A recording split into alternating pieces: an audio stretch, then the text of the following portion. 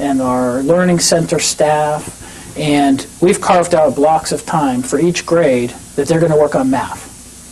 Right? We're going to work on math for 60 minutes, solid, none of back and forth, no kids getting pulled out of the class, no people coming in, and the whole grade level is going to work on math for that same 60 minutes. Literacy, we're going to work on literacy for, I think, 70, 90, whatever minutes. Big blocks of time.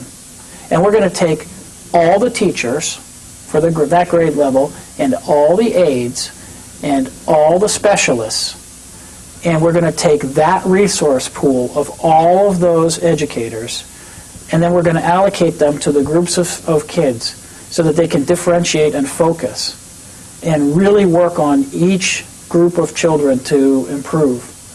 And it's been going great, right? The kids are doing well. You've got smaller groups of kids. You don't have one teacher running around with 26 kids, and then the specialist pulling people in and out of the class, and it's very disruptive. Instead, everybody is together, and they can put the kids who are at the same level from one classroom into another classroom. Now, what she said that really made me know it was working, she said, those people are tired at the end of the day. Tired. They are exhausted because they're running from this class for an hour to this class for an hour. And she said, before there was a lot of downtime, and there was a lot of talking about the union, what the union is doing, who's going to get that, who's going to get that. Forget about it. I know it's working because they're exhausted. And so what she did, she didn't need more money. She didn't need more staff. She didn't need more room. She took the same children, the same building, the same staff, and she reallocated the way they worked. She's working. And that was and that was fantastic. And that didn't take an act of Congress to do, right? It just took somebody stepping back and not saying, how did we used to run the day? I'm going to take this call. Good evening, caller. Oh, hi there. Hi, Dan. I live in Ward 4, and I'd like to see you get elected from what I've heard. But, just as you said that there's a lot of, good ideas like the one you talked about, Newton is also the sort of where all the bad ideas go to. They love to try out anything just because it's new. As an example, Burr School, where my kids went, started out with no walls. And if you walk through, you'll notice it used to be just one giant room, and they, with some egghead from Harvard designed, and they thought it was the greatest thing in the world, and they figured out it wasn't. And also they had something going on when my kids were young called inventive spelling, which they insisted. We had that too. A big fight with them you had to do. Newton is full of stupid ideas as well as a few good ideas, and you can't fight it, as well as ridiculous political correctness, which I think hurts a lot of the scores. The absurd things that they do with these. And these are things that we're looking at the school committee to fight against. That and, the fact that it's 60% of the budget and it shouldn't be. So, you're going to have to roll up your sleeves, I hope, and fight these guys and stop a lot of the nonsense. I'll hang up and hear what you have to say. Thank you, Carl. Hey, Newton is full of a lot of stupid ideas, and has been for a lot of time. The students in Newton have been used as experiments. They've been tried every outrageous idea that's come down the road. This school teacher that you talked about today, the principal, she should be commended. She should be what she's doing should be made public throughout the whole system to get everybody else on board and trying this simple little idea that she came up with. The good news is she has presented what she's done to Dr. Marini and to some of the other principals. How do you like it? So she told me that his reaction was very positive. Yeah. Back to the caller's point, though, that there are let's say a lot of fads in education, and this is something that teachers talk about. And I've talked to teachers. I have a lot of teachers in my family. My wife's mother and grandmother were teachers, and her aunt's a teacher. My brother is a teacher. So teachers become sort of immune or inured to this fad. There's going to be a fad in how we teach reading or a fad in how we teach math. The key is that anything that we do, whether it's an innovative idea that we're trying out as a pilot or a curriculum that we might use or anything that we do, we need to decide before we do it how we're going to measure its effectiveness.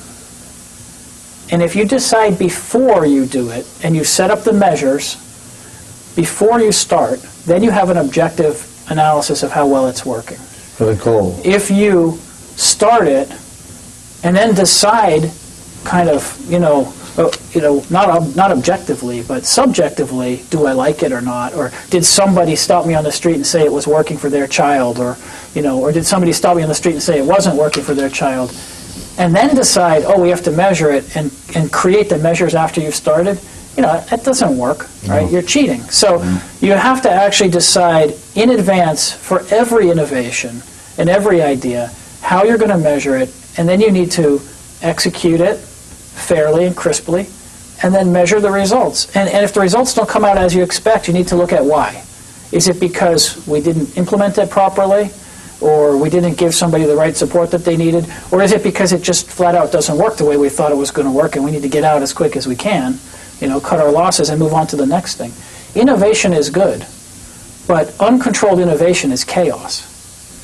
And I think that's probably what the caller was talking about. And by the way, an open classroom with no walls is also chaos, right? When you have a school with no classroom, no walls. My wife went to a school like that, and they couldn't get the walls back in fast enough. Right, yeah, what was this open campus thing they tried for years around here? Open campus they still have, I believe, at the high school level. So sophomores and juniors and seniors can leave the I should have known the square, Newtonville, I went to high school at Newton, and we used to go to McDonald's, and we would go for walks. It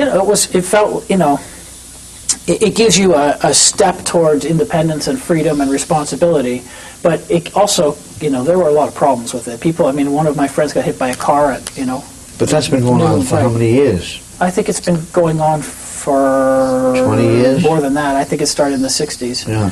And is it successful?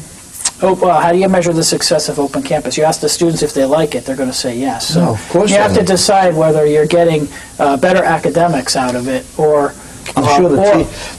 better responsibility, or better behavior, or whatever it is you're trying to achieve out of it. And some of these things are hard to measure. But just because something is hard to measure doesn't mean it's not worth trying to measure.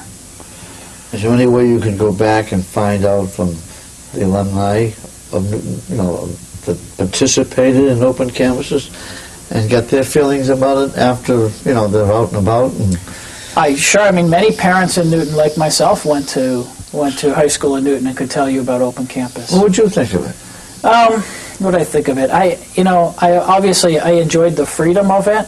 All in all, I spent a lot of time, now I'm going to expose my inner geek, but I spent a lot of time when I wasn't in class in the library doing my calculus homework. So, I didn't maybe take advantage of it as much as some people did, but I had my share of double cheeseburgers, and it didn't help me out any now. But So you like campaigning, and you believe in neighborhood schools strongly? I really strongly believe in neighborhood schools, and one of the things that I remember in my own childhood was we closed 6 elementary schools and 2 middle schools while I was growing up. And right now, the average distance, from every home in Newton to the closest elementary school and the closest middle school has really increased. And I don't have the exact numbers for you, but I'm going to get them because, especially at the middle school level, we have 2 middle schools right next to each other. And we've got kids from Williams trucking all the way over to Oak Hill and Brown, and it's... I'd